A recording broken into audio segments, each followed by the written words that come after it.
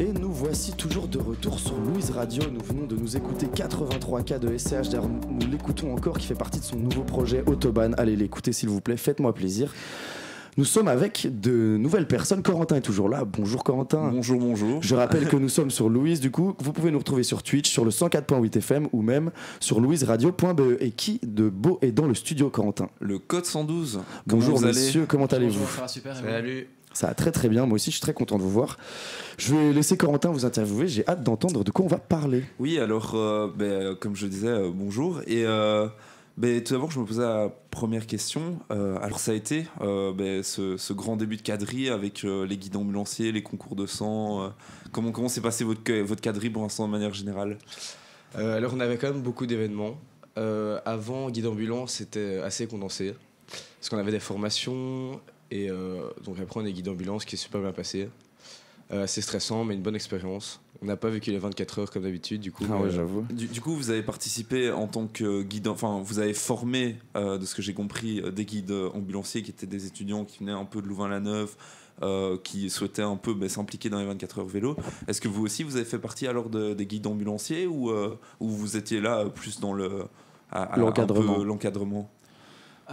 En fait, nous aussi on s'est fait former parce que comme il n'y a pas eu de guide d'ambulance depuis 2 ans, il y a eu 2 événements qui ont été annulés. Mais nous aussi on s'est fait former et donc on a fait nous aussi guide ambu pendant les 24 heures vélo et du coup l'année prochaine on formera les futurs bénévoles qui viendront nous aider à faire cet événement quoi. Donc former cette année et l'année prochaine on forme. Et du coup, je suppose aussi que vous formez un peu en partie la prochaine génération au fur et à mesure. Ça, tout à fait. Ça se transmet.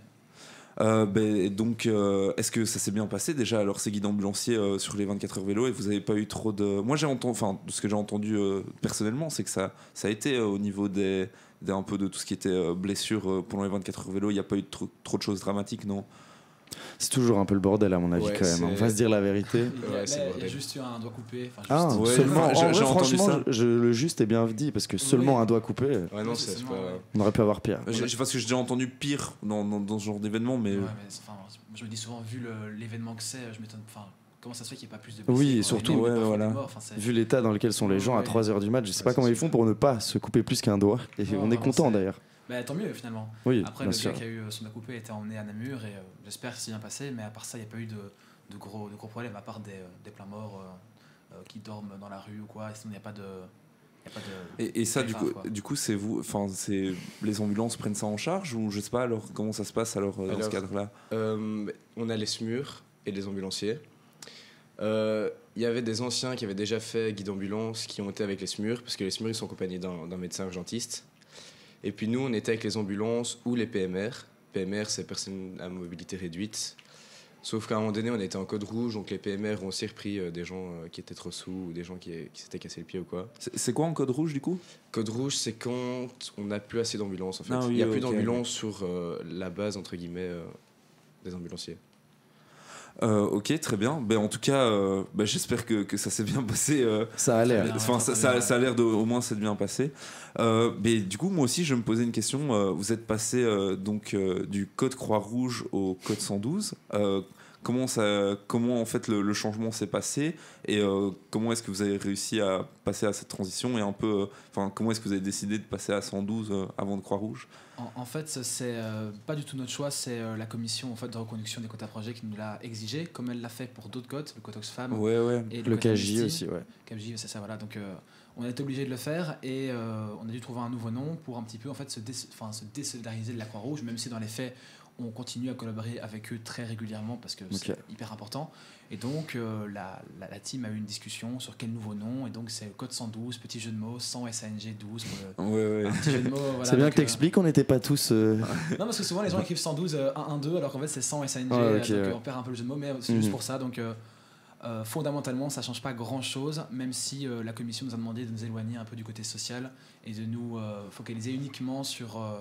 la santé.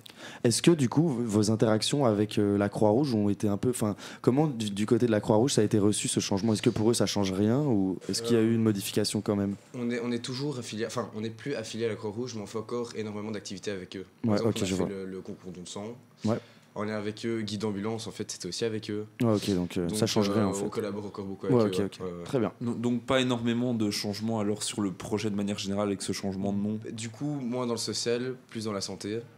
Mais dans tout ce qui est dans la santé, en général, on interagit avec eux parce qu'ils ont leur centre ici à Louvain-la-Neuve. Et c'est un gros plus surtout. C'est un gros plus, tout à fait, ouais. Et comment s'est passé alors, en parlant de santé, vous avez eu un concours de don de sang qui s'est passé récemment. Comment est-ce que ça s'est passé ? Qui a gagné En fait, j'ai pas du tout eu le nom du gagnant, donc comment est-ce que ça s'est passé Pas moi en tout cas. Alors, c'était vraiment très chouette, beaucoup de participants, beaucoup de quotas projets, même quelques régions, donc ça c'était vraiment chouette. Et pendant 3 semaines, et les gagnants, c'est la ribambelle, jure. qui n'a pas été reconduite, mais qui continue à participer au concours et qui a toujours son projet. Et donc, ils ont gagné, quand même avec une large avance, ils ont fait plus d'une dizaine de dons de plasma en 3e semaine, ce qui est colossal. De plasma vous faites ça aussi? Ah ouais, plasma, okay. C'est 100 plasma et plaquettes, mais plasma et plaquettes valent plus de points. Ouais, je me doute. Voilà. Donc, c'est dingue. Ils ont bien participé, c'est vraiment chouette, ça a ramené beaucoup de dons, ce concours, et la Croix-Rouge était vraiment contente. C'est un gros événement pour promouvoir le don de sang auprès des étudiants aussi. Et en général, vous touchez beaucoup de gens avec ce genre d'événement. Genre, je sais pas trop, parce que je t'avoue, moi, je déteste les piqûres. Je peux pas.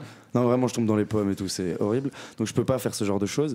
Mais je me suis toujours demandé, est-ce que, genre, vous avez. Enfin, c'est quoi l'affluence que vous avez en général à ce genre d'événement, genre beaucoup de gens, genre est-ce que c'est comme le boule jauneau qu'on a ce soir, genre quand même des trucs qui prennent beaucoup de place, ou est-ce que c'est plus comme la nuit des médias que nous on organise, ou c'est plus confidentiel avec 2000 personnes oui, 2000 personnes invitées et seulement 30, non je rigole, venez à la nuit des médias du coup on a quand même une grosse affluence parce que y a aussi des personnes qui font partie des CAP qui vont faire un don et qui pourront voter pour un autre CAP. Ok. Et puis c'est vrai qu'on a eu l'arrivée des régios qu'on n'a pas eu les années d'avant, donc ça c'est vraiment chouette. Et en vrai, on avait quand même beaucoup de monde. Il y a eu d'ailleurs pas mal de gens qui avaient des phobies du don de sang, mais pour l'action, pour essayer de ramener des trucs au cap, ils ont battu leur phobie. Donc, malheureusement, je ne suis pas dans ce cas-là, vu que j'ai beaucoup plus peur qu'envie d'aider mon cap. Je te laisse continuer, Corentin. Oui, alors soit, est-ce que vous avez peut-être une anecdote un peu du coup avec ces choses-là, juste pour rebondir par rapport à ces dons de sang, avec des personnes un peu improbables qui viennent En fait, nous, on n'est pas là. Oui, vous n'êtes pas présent, c'est vrai. Mais je sais qu'il y a des gens qui ont ramené leurs parents. C'est bien ça. Il y a des adultes qui viennent et la ribambelle ont ramené toute leur paroisse. Ah ouais, carrément. La paroisse, tu parles de leur église. Mais c'est ça, pour ça qu'ils ont fait autant de dons. En fait, c'est qu'ils ont ramené vraiment tout le monde. Putain, c'est dingue, c'est vraiment chouette parce que ça ramène vraiment beaucoup de gens, quoi. Mais les caps étaient vraiment chauds, Cadre Messi. Enfin, c'était vraiment beaucoup de dons, vraiment c'était chouette. Non, ça fait plaisir. Mais continuez. Et pour ceux qui le savent pas, en fait, à quoi ça sert c'est quoi la différence entre un don de sang, un don de plasma, un don de plaquettes, et comment est-ce qu'on peut en fait aider justement la Croix-Rouge avec ça? Alors la différence, c'est que les plasmas et les plaquettes, en fait, c'est du sang qui est filtré.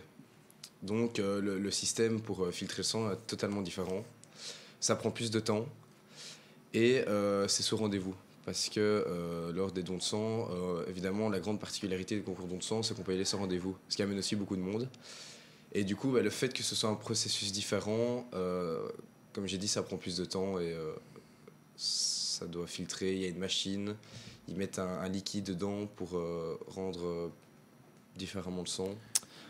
On n'a pas le faire coaguler, peut-être, un truc genre. En gros, il modifie la densité. On s'en fiche, mais c'est très intéressant en tout cas. Mais et du coup, comment est-ce que, enfin, du coup, chaque plaquette et comment est-ce que ça peut aider la Croix-Rouge? Enfin, c'est quoi le résultat final du coup de tout ça? C'est simple, c'est que du sang, c'est toujours utile dans les hôpitaux pour des patients sans plaquettes ou plasma, et donc il faut avoir une base de donneurs et une trésorerie, des ressources quoi, en stock. Mais donc, si personne va donner, on n'a pas ce stock quoi. Donc, c'est vraiment hyper important que les gens donnent leur sang au quotidien et pendant toute l'année. Régulièrement quoi. Ok, trop bien, c'est super intéressant.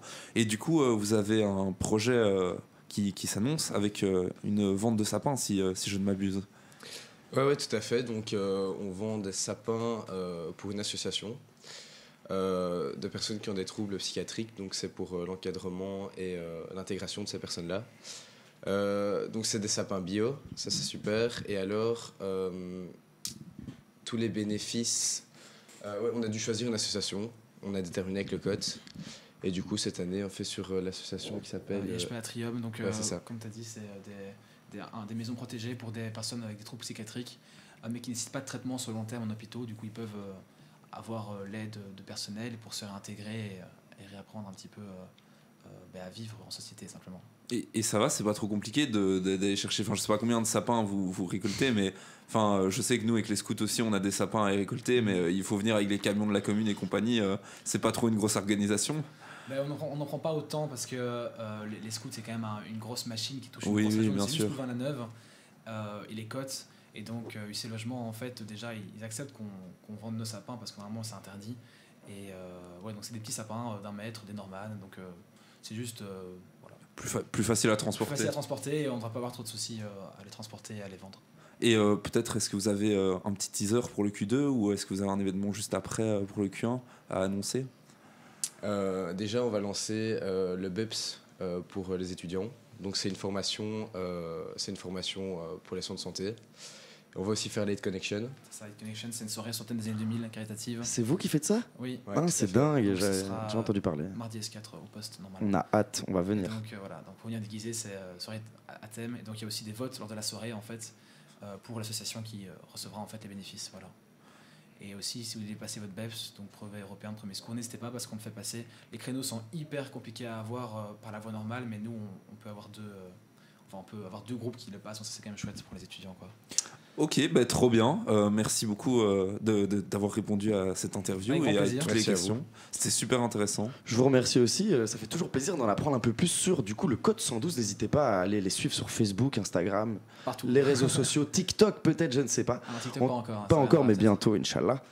Du coup, on vous remercie pour ça. On est un peu en retard niveau timing, malheureusement. J'ai un peu tiré sur la corde. Nous allons passer à la prochaine musique, du coup. Quelle musique est-elle, Corentin? Je te le pose. Du coup, j'ai essayé de faire un peu un truc pour l'émission ce soir. J'essaye de mettre une musique de rap, une musique de non-rap, parce qu'en fait, j'écoute que du rap en général. Et mes émissions, il y a que du rap à chaque fois. C'est un enfer. Du coup, nous allons écouter Vincile. C'est un rappeur, pas du tout. C'est un mec qui fait de l'électro et le son s'appelle Kodama. Vincile fait partie du groupe C2C. C'est des Français, du coup. Et j'aime beaucoup. On va s'écouter ça juste maintenant.